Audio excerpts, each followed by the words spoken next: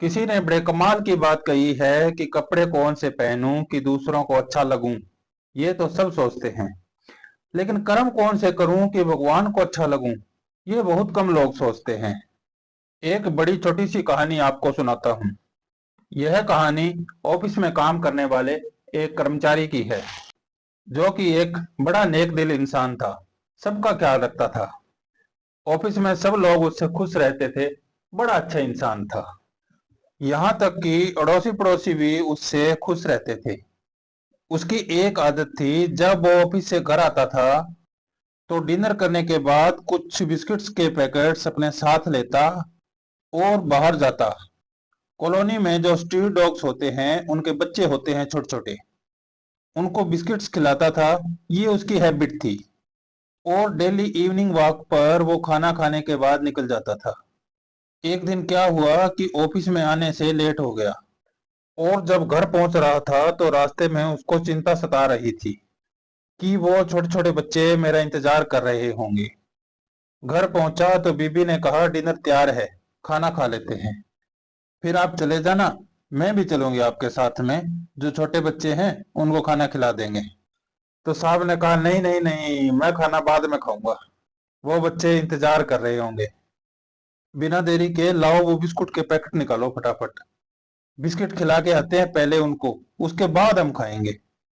उसकी बीवी किचन में गई, जाकर देखा तो बिस्कुट के पैकेट सब खत्म हो गए थे। और देर ही इतनी हो चुकी थी कि रात के 11 साढ़े 11 बज चुके थे। आसपास की दुकानें बंद हो चुकी थी। उसने फोन करके देखा, कुछ ऑर्डर नहीं हो पा रहा था। तो क्या करें। तो उसकी पत्नी ने कहा, कोई बात नहीं ना, आज रोटी खिला देते हैं, चलो रोटी लेकर चलते हैं। रोटी लेकर गए, लेकिन उन छोटे छोटे बच्चों को तो आदत लग गई थी बिस्कुट खाने की। उन्होंने रोटी उनके सामने रख दी तो उन छोटे छोटे बच्चों ने खाई नहीं। अब चिंता में पड़ गए कि क्या करें। ये तो भूखे सो जाएंगे आज, कैसे इनकी मदद करें, क्या करें। टेंशन हो गई उस आदमी को। उसकी पत्नी ने कहा, कोई बात नहीं, एक दिन से क्या फर्क पड़ता है, चलो अपने खाना खाते हैं। लेकिन वो खाना खाने को तैयार नहीं। बोला, कुछ ढूंढो, कुछ ना कुछ तो होगा। ढूंढा तो वो वाला डिब्बा मिला जिसमें महंगे वाले बिस्कुट थे, जो मेहमानों के लिए रखते हैं, काजू बादाम वाले। उस आदमी ने कहा, लाओ लाओ, वही वाला दे दो। पत्नी ने कहा, उसमें भी 7 8 ही हैं। कोई बात नहीं, 7 8, 7 8 से क्या होगा, सबको एक एक भी नहीं आएगा। इससे तो उनका पेट भी नहीं भरेगा, और गुस्सा हो जाएंगे। फिर से बीबी ने कहा, यही तो कह रही हूं, नहीं हो पाएगा, छोड़ो ना उनकी मदद, अब खाना वाना खाते हैं। वो आदमी फिर से टेंशन में था, सोच रहा था। उसने कहा, लाओ लाओ, दे दो मुझे। उसने बाहर की तरफ देखा तो बच्चे हुए बैठे हुए थे। पत्नी ने कहा, अरे छोड़ो ना तुम, समझ ही नहीं रहे हो।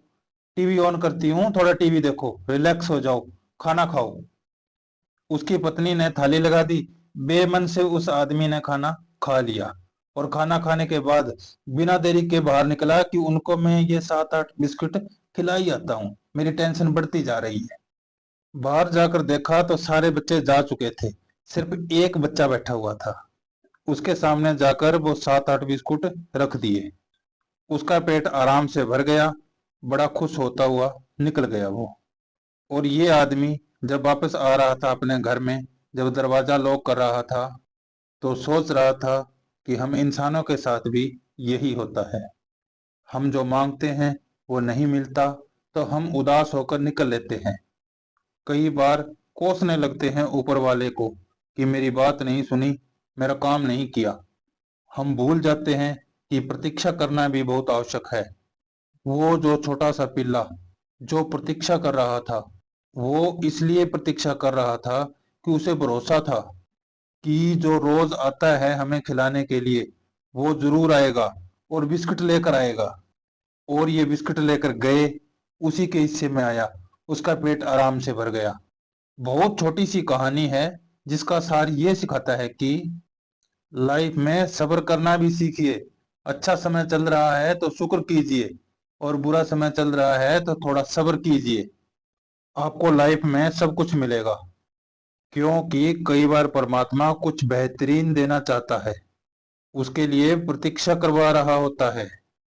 एक बार फिर कहता हूं आपके लिए कि कर दिखाओ ऐसा कि दुनिया करना चाहे जैसा।